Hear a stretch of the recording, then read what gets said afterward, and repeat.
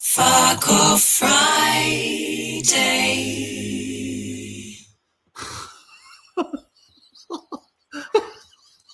Morning, everyone.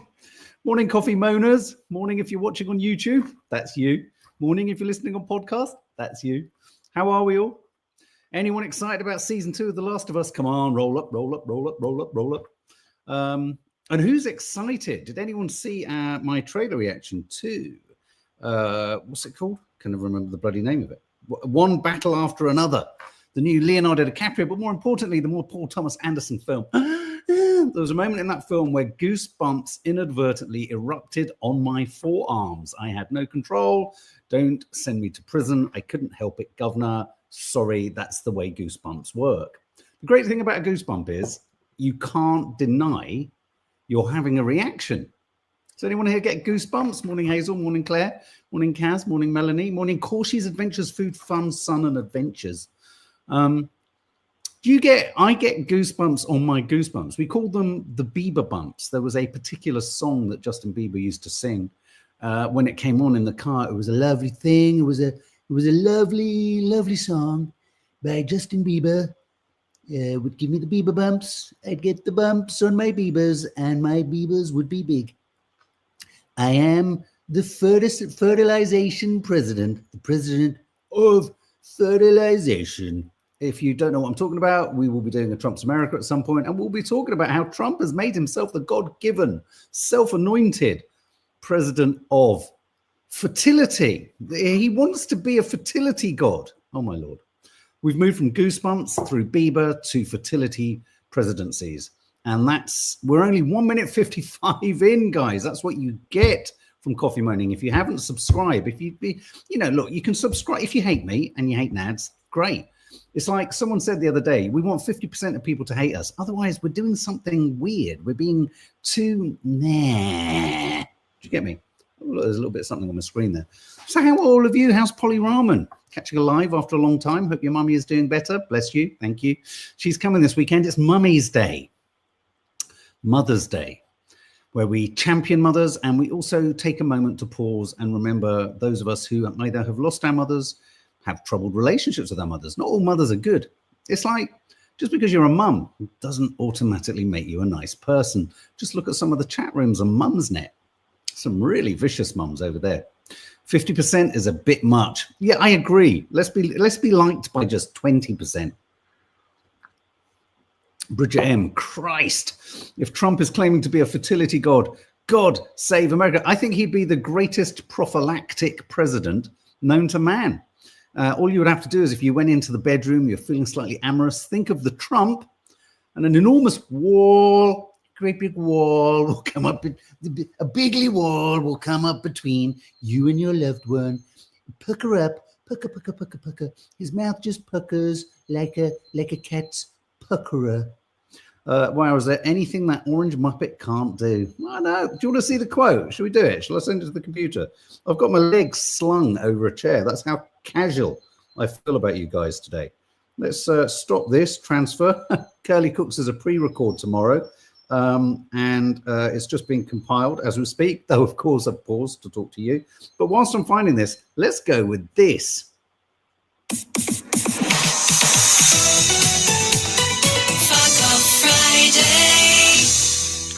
Oh yeah, put it in there. So just bear with me one sec.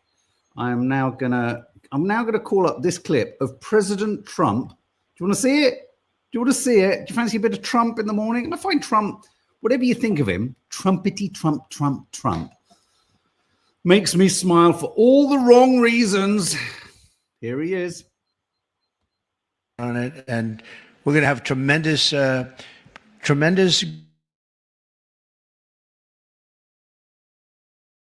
other things that we're talking about. It's going to be great.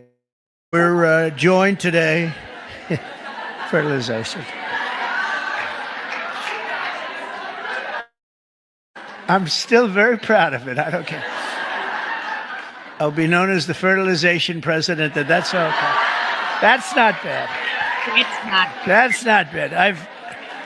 I've been called much worse. Actually, I like it, right? I like it.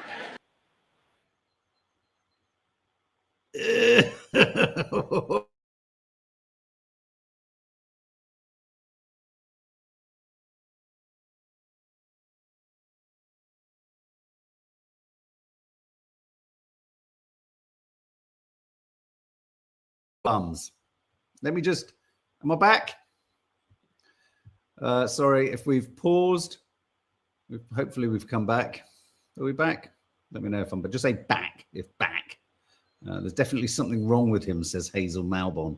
Feel for women of the, yeah, he'd like to feel for women of the USA. I tell you what was more repulsive than what he actually said. It's the fact that he was slightly coquettish about it, wasn't he? He was sort of a bit coquettish. The front of you, The Last of Us. Is that what you mean? Back. I've got the ick. Let's have another listen. Just get your ick. Get your prophylactic ick suit on. We're joined. Oh, here we go. You're doing great on it, and we're going to have tremendous goodies in the bag for women too. The women. Hang on, goodies in the bag for the women. Got some tremendous goodies in the bag for the women. The women. Between the fertilization and all of the other things that we're talking about, between the fertilization and all the other things it's going to be great. We're joined today. Fertilization. Fertilization. Fertilization. I can't bear it anymore. I mean, I was expecting Trump to do a hip thrust gesture as he said fertilizer and all the things in between. What does he mean? What is he rambling on about? What's he talking about? Is he talking about reverse cowboy? What is he banging on about? And he's then referring to having been called something worse. What has he been called? He's basically been called a rapist. There's that. Oh my God. I've just got to do this just to make myself feel better for a minute. Oh, to buy chocolate. Oh God, thank you. Sorry, I just had to do that just very briefly. The mind boggles, says Claire Cummins. Okay, it's Friday. We're going to be talking about King Charles's cancer concern. Not much meat to put on the bones here, but should we be privy to more info? Is it our right? Should they give us more? Are we concerned or are we nosy? Does it matter? Should he be left in peace, etc., etc.? This is the news that King Charles, had to go into hospital or take a break from his diary commitments due to side effects or issues arising from his cancer treatment. A massive earthquake has hit Myanmar and has spread across Southeast Asia. It's been particularly bad in Thailand, particularly bad in Bangkok. Oh, look, please God, no Charlie chat. It's big news, I'm afraid. So a massive earthquake has hit Bangkok. We've got some really quite arresting clips. We'll talk about the reports of people trapped under rubble and under buildings in Bangkok, people killed in Myanmar too. The Vances are heading off on a weekend getaway, as I understand it. JD Vance and his wife, is it Usher Vance? They're heading off to Greenland for a sort of romantic, sort of frosty break, but no one in Greenland wants to see them. In fact, what are they going to get in Greenland? Just a frosty reception. Just heard about the hurricane. Is there a hurricane as well as an earthquake? Oh my God. The 7.7 is an insanely strong earthquake. You're absolutely right. And we're going to remember a high street favorite. Well, was it a favorite? I don't particularly remember it being my favorite, but W.H. Smith. And do remember, it's W.H. Smith, like Tesco is Tesco. We add the S, Marks and Spencer. Mark and Spencer. Is it Mark and Spencer's or Marks and Spencer's? But my nan used to call it Marks. W.H. Smith's, well, it's not actually fully leaving the high. Well, it is actually. No, I'm wrong. It's leaving the high street, but it's not leaving the train station, platform areas and all that kind of stuff. So that's what we're talking about. And we've got the Friday quiz right at the end. I have to be gone prompt by 10:45, no later. So let's talk about the earthquake. As you rightly say, Michu, it's a 7.7 magnitude tremor recorded northeast of Mandalay at a depth of 10 kilometers just before 6:30 a.m. this morning. So they're only literally 3.5 hours on from it happening. At least the major headlines are at least 2 people have died in Bangkok after a building collapsed. In Myanmar's Bago region, at least 3 people have died after a mosque partially collapsed. A state of emergency has been declared in Myanmar, and a state of emergency has also been declared in Bangkok. I've got some footage here, which I'm going to now show you. There's nothing too untoward. There is one clip that's triggering because the imminent sort of collapse looks like it could potentially threaten some of the people. You don't see it happen, but it's quite shocking. So yeah, the shockwaves picked up in Tucson, Arizona. Massive, massive deal. Here's some clips. This is a swimming pool at the top of a high rise. We've seen images of this before when an earthquake happens, and yes, just taking all of the swimming pool water off the top of the high rise. This is footage. We've got 2 clips here of footage of a high rise under construction. So essentially a building site. So again, bear in mind, it won't have been as stable as it should or would be once built, but this is some footage we also got.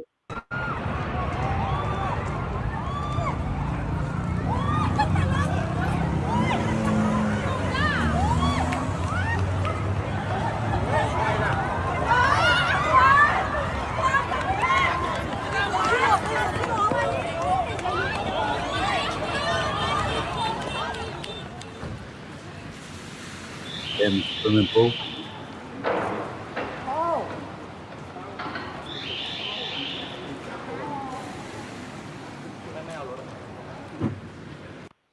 Welcome, Julie, the singing nutcase. This is the building site, a particularly arresting piece of footage. As it says here, warning, video contains scenes some viewers may find distressing, so do look away if you're of a nervous disposition.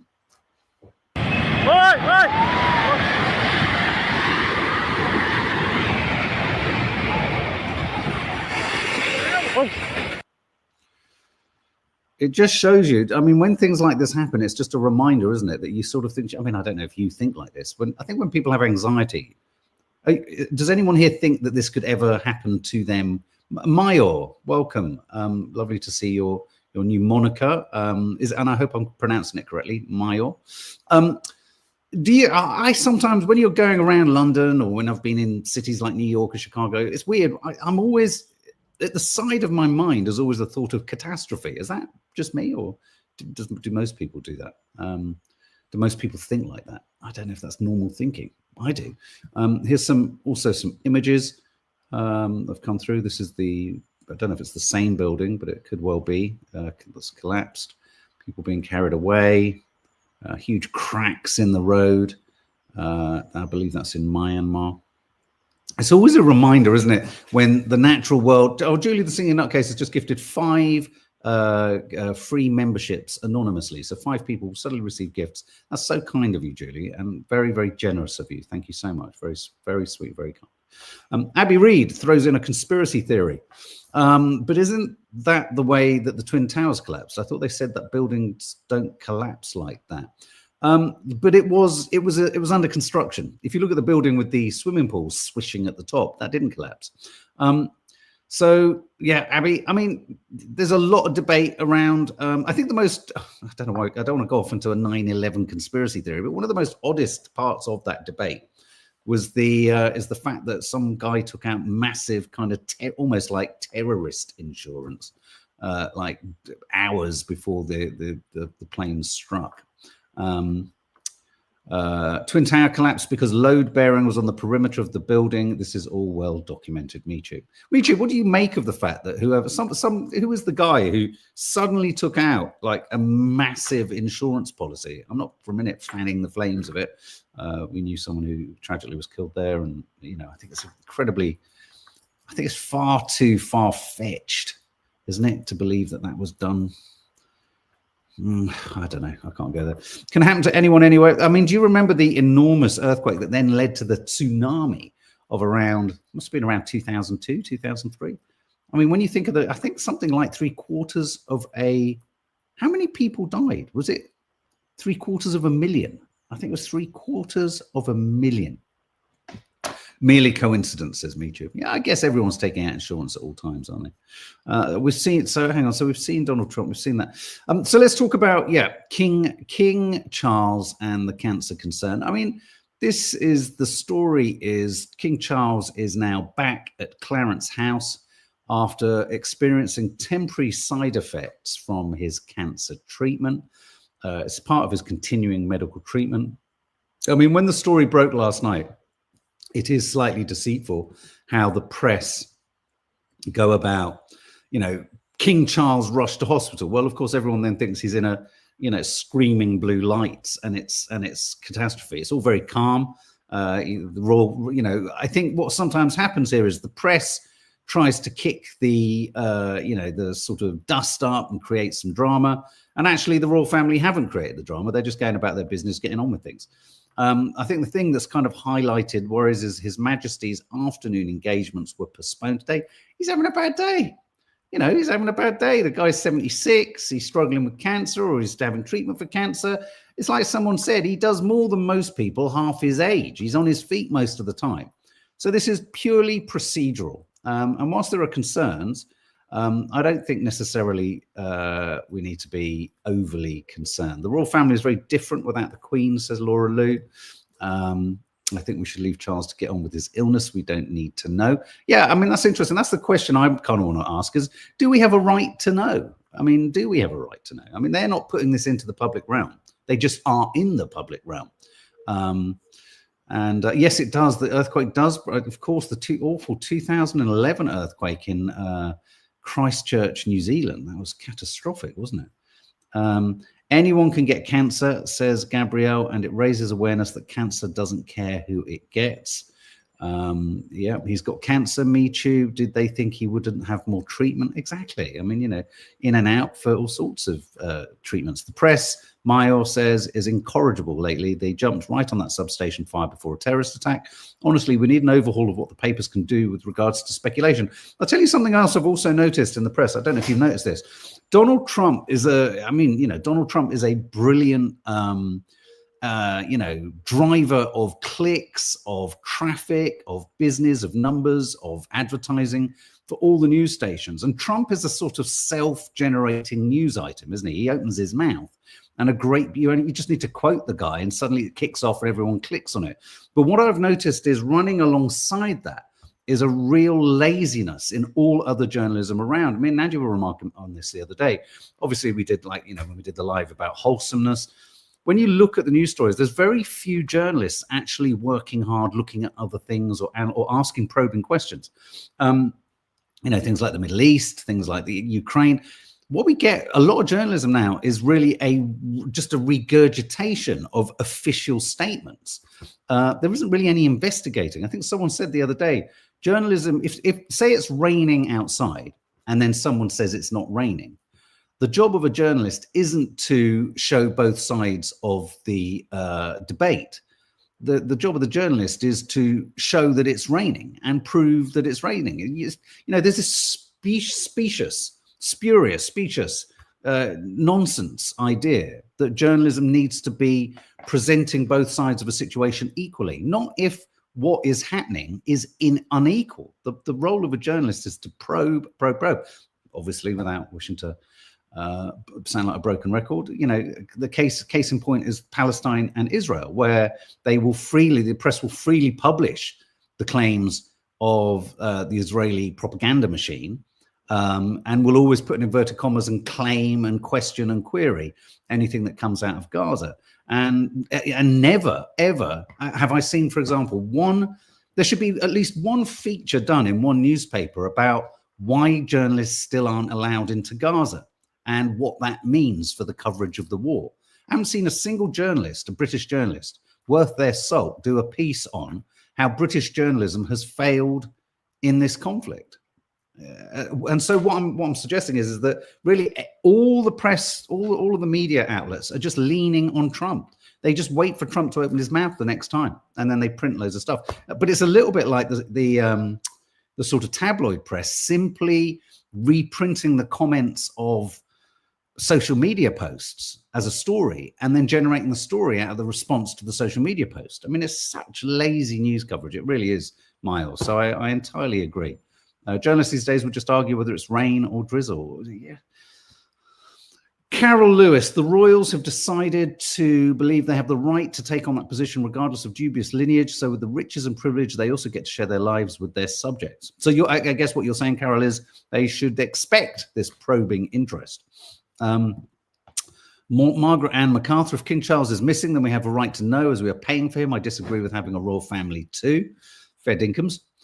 Do we know what cancer King Charles has? No, we don't know for sure. But there was talk at the time, wasn't there, when it was all declared? Did he not talk about prostate? I mean, there was a suggestion that he had an enlarged prostate. But there we go. So that's the sort of news story around that. The Vances, as I say, are heading to Greenland. This is quite a funny story. By all accounts, the second lady, I didn't realize the vice president's wife is called the second lady, Usha Vance, J.D. Vance's wife, was well, I don't even know if she was invited. I don't think anyone was invited from America to Greenland, was heading off for a 3-day sort of trip around Greenland. We all know what Trump's designs are on Greenland.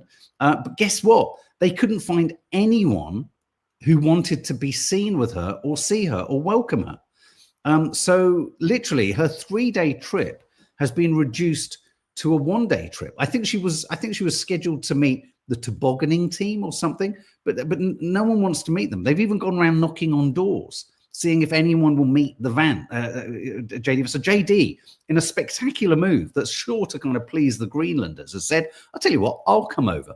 That should generate some interest, but still no.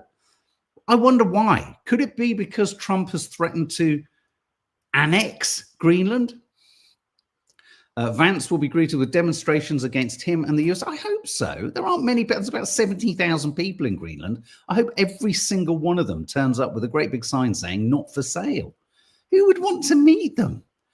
I mean, when you looked at that awful woman yesterday who had squealed at the British reporter who asked her a question, there really is zero self-awareness from this premiership. Well, I mean, look, don't get me wrong. I hate to say it to any Americans in the room. Is this a part of not Americans per se, but of Americans of a certain kind of level of seniority?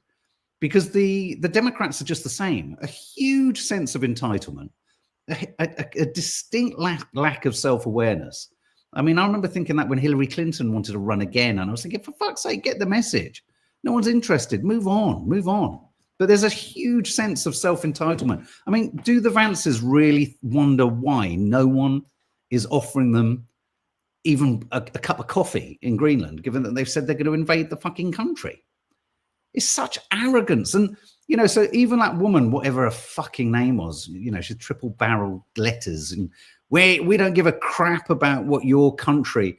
It's like, do you care how you come across at all? Or is it just a case of if you don't like someone, you blow their brains out? It's bizarre, isn't it? And I don't think that is symptomatic of all Americans, whether it be Republican or Democrat. What I have experienced traveling throughout America is in the sort of more ordinary levels of just the population, a kind of respect, and not in all, I mean, obviously this is a gross generalization, but generally a sort of childlike politeness almost. As long as you are like the group of Americans you're with. I mean, you know, quite tribal Americans. If you're from New York, you're in New York. And if you're from LA, you're LA. And West Coast, East Coast. And if you're from the Bible Belt. I mean, I remember having a cracking night in a bar in Missouri once, so kind of kicking, line dancing. But then I made the fatal mistake after a few drinks of criticizing the then President George W. Bush. Literally, it went quiet and I was escorted from the bar by a man who showed me the gun at his waist. So incredibly friendly, as long as they feel you are part of their crew. Morning, Mads. As long as you're part of their crew, as long as you're part of their team, as long as you're part of the American tribe. But when you get higher up into the kind of higher echelons of governorship, Such arrogance, such horrendous arrogance, and just nastiness. I hate it. Maddie, you've got to watch the Paul Thomas Anderson trailer. I did it last night. Oh my God, it's so good. So good. Everyone's saying hello. Right. Let's move on to W.H. Smith's. Tell me your memories of W.H. Smith's, because it's just been sold for 76 million to some other fucking corporate entity that's going to rip it off the high street, but they're going to keep W.H. Smith's in stations, which is nice. Now, I'm going to be really honest. I'm going to say something contentious. W.H. Smith was a huge part of everyone's childhood growing up in the 70s, partly for me, because whenever we went there was never anything I wanted. It always seemed to have like coloring book, even the coloring books. I'd sometimes take the kids in when the girls were younger, and you'd look for a coloring book, and someone would usually come in and already colored in it and bent all the pages back. So everything felt a little bit is it thumbnailed and not thumbnailed, sort of, you know, they've just been thumbed and fingered, and everything felt a bit grubby at the low level. W.H. Smith's was just a bit grubby. And whenever you went to the pen section, I often went there to grab a pen. They never had any pens. Elaine Denning, you loved the stationery section, did you? You'd go there back in the day for, I mean, I seem to remember, did they used to sell vinyl? I think they might have sold, is it like the Woolworths? They used to sell 7-inch. They used to sell VHSs. I'm sure they used to sell toys, but it was never good stuff. It was always Crayola stuff. They always had crayons. When I think of W.H. Smith, I think of crayons or bargain bucket books that no one else could sell in a great big sort of pile at the front of the store. I think meal deals. You think what, W.H. Smith? Yeah. Meal deals? What do they sell? Food? You just go in quickly to get food at station. That's true. Actually, now it's become the place you go to just to grab a picnic chocolate bar or something like that. I know what you mean. Meal deals like Tesco. Let's have a look at. I thought we'd take us on a little trot down memory lane. Look, here's some wonderful photos of W.H. Smith across time. That's quite recent, actually, that one. Look at that. Look, the original booksellers librarians. I mean, the last thing I ever went to W.H. Smith's for was a book. They sold shit. It's always shit books. But that's a lovely old photo of the original newsagent stationers. This is them as they started to have stalls at stations. Look at that little kind of news stand. This made me feel suddenly fond for them again. I was like, oh, and it makes you realize that W.H. Smith was just a bloke with a son. And he's called Smith, W.H. Smith. Look at that. Yeah, you know, two guys. It's terrible, isn't it? I look at every photo of history of British people, and I think whoever's in the photo, I think they were horrible. Or must have done something wrong. It's terrible, isn't it? And then this is how I remember W.H. Smith's. That's the logo I remember. And there used to be a W.H. Smith's on Notting Hill Gate, just by the tube station. And it's weird because every time my mum would say something like, let's go to Smith's or W.H. Smith's, I'd get excited, but then there was always a crushing disappointment. So it's always crushingly disappointing. I mean, they never had the film magazines. They never had what you wanted. And then nowhere else did. 70s W.H. Smith. But yeah, it does take you back, doesn't it? So I can't say I'm that sad. And look, there's a plaque to the original W.H. Smith, 1825 to 1891, bookseller and statesman, turning in his grave because they never had any pens and they only ever sold Crayola. Okay, guys, well, we're going to do the quiz now. So for those of you who know the deal, I've got to be done in 10 minutes. We're going to do 7 questions about the news of the week, see how you do, see if you can go into the weekend feeling like a winner, because if you're not a winner, what are you? A loser. Fuck all that shit about taking part. It's not taking part that counts. It's the winning. And we all want to be winners. So let's get those questions up. Let's see how attentive you've been with the news this week. Oh, hang on. Let me just reduce that. So question 1. Question 1. Chancellor Rachel Reeves accepting free tickets for a corporate box at a Sabrina Carpenter concert in a... Chancellor Rachel Reeves defended accepting free tickets for a corporate box at a Sabrina Carpenter concert in interview. Why did she say she accepted the tickets? This is bizarre, guys. A, having security makes it harder for her to attend gigs. B, Shadow Chancellor Mel Stride was also in the box. Or C, the box was an upgrade on tickets she already had. Which of those were the reasons she said she accepted the tickets?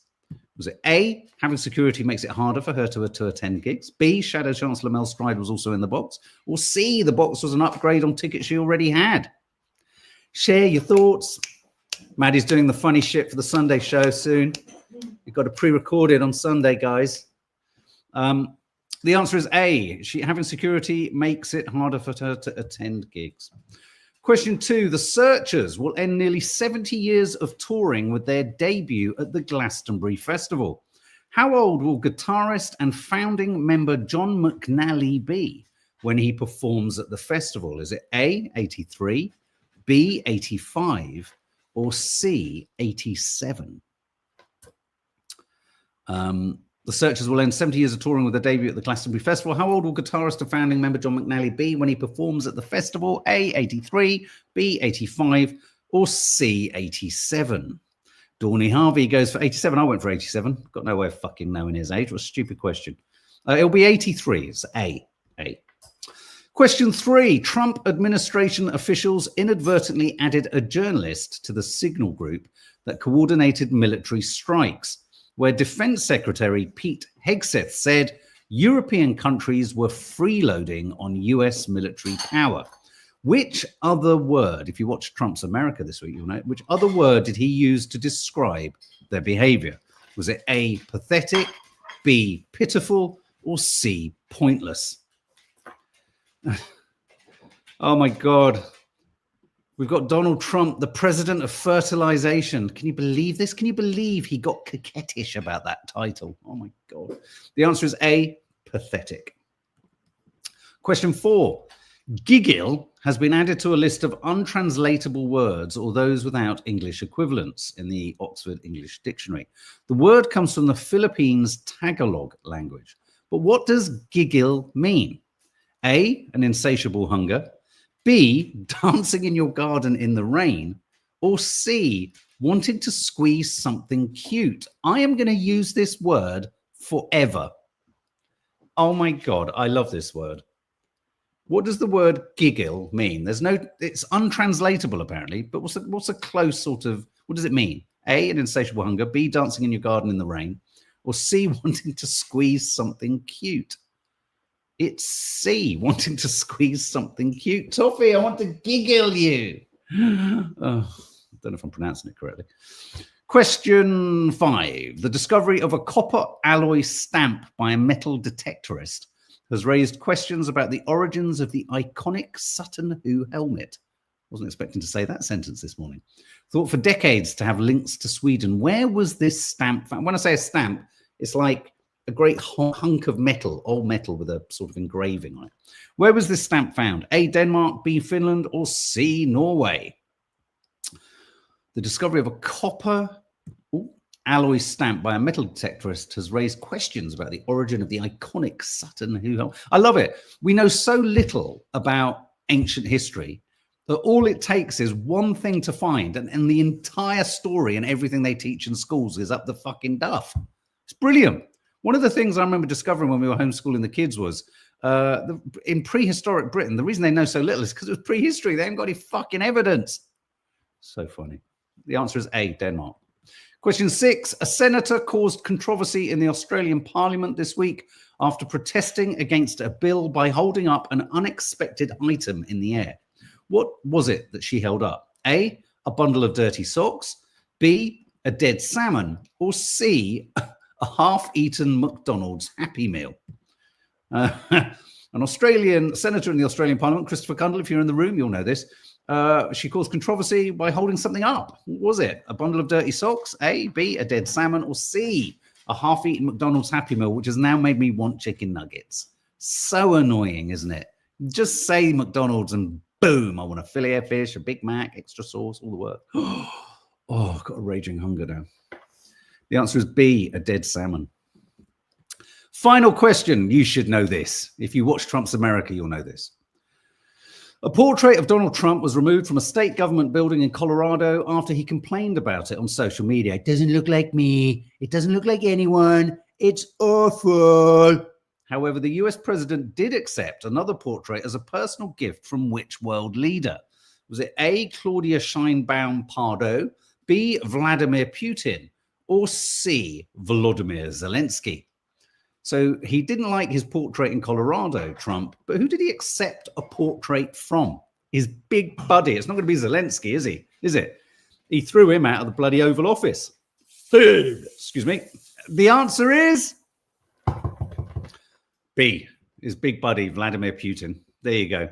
So, guys, who won? Who's going into the weekend a winner? Who's going in a loser? And if you lost, be depressed for 6 days, and then you can have another game again next Friday. That's the way it works. That's the way it works. We need to champion winning rather than taking part. But anyway, guys, seriously, the third part of Teddy's birthday break is landing tonight. You've got a pre-recorded Curly Cooks tomorrow. You've got the Coffee Moaning Papers. You've got a pre-recorded Sunday show. Fucking hell, so much shit coming at you. You need some toilet roll. All right, have a lovely day. Lots of love, guys. I've just made Maddie go, yeah.